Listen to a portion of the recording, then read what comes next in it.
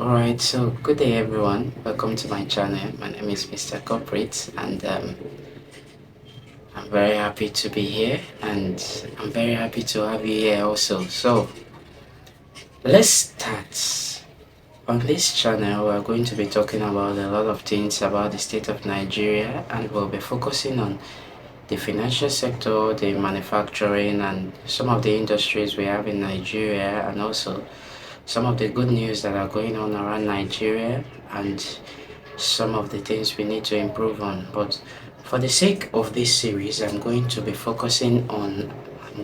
looking at how our young graduates that just graduated can get a job in 2025 easily without having to go through a lot of red tapes with employers directly. So that's what we'll be looking at for this first series that I'll be doing so that most of our graduates will be able to have something doing immediately they are done with their NYC program. So let's dive into it. So the first thing you need to know about getting a job is that there are two kinds of jobs in Nigeria. There are jobs that are onshore and offshore. Jobs that are onshore and offshore, those that are on land and those that are on water, they are called offshore. And then aside from that, there are two kinds of staffs in each organization. There are those that are regarded as the professional staff or the core employee of the organization, and there are those that are regarded as the support staff. For instance, in another company, we have the staff levels that staffs on different levels, from senior officer and so on. And then we also have support staff. These support staff are more in numbers, while staffs are fewer. The support staffs are designed to assist the core staff of that organization to achieve a set goal and a set purpose. So also the salary structure differs. The salary structure of the staffs are much more higher than that of the support staff because the staffs are regarded as a part of the organization while the support staffs are like hired hands to assist the organization achieve its goals and vision. So let's dive right into it. For different organizations like oil companies, they are referred to as staff and body shop or contract staff. That's for the support staff. While for financial sectors, they are regarded as either staff, line staff, or professional staff. Then the support staffs are regarded as support staff. Um, yeah, they are mostly referred to as support staff or contract staff.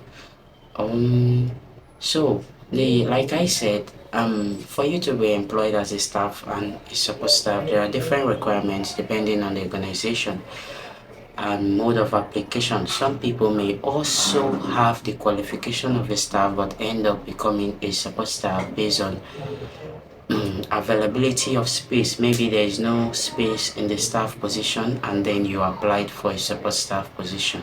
So availability of vacancy and then opportunity and knowledge gap also plays a role in how people make decisions of where they are going to be ending up either as a staff or a support staff. So for most organizations, the staff level, the minimum qualification for a staff is a professional certificate and your first degree, that's your BSc certificate. You must have like a high standard. For some, they prefer first class or second class upper for their staff as requirements um, for their entry level, whereas other organizations may look at you just have to get the BSc. You just need to have the BSc certificate and prove that you are knowledgeable enough to work in the institution during the interview and the rest of it, or you possibly have a pre-job experience in related field, so it will be easier to just absorb you into the system. Whereas for support staff, the requirement is either your ND, your O level, or your HND, depending on the organization and institution also. So this support staff and staff are different. They are kind of different in their salary structure and job functions. You may be performing the same function as a staff, as a support staff, but the staff will be your supervisor. You understand? They play more of the supervisory role, while the support staff does more of the labor. You understand? To make things work hand in hand for the success of the organization.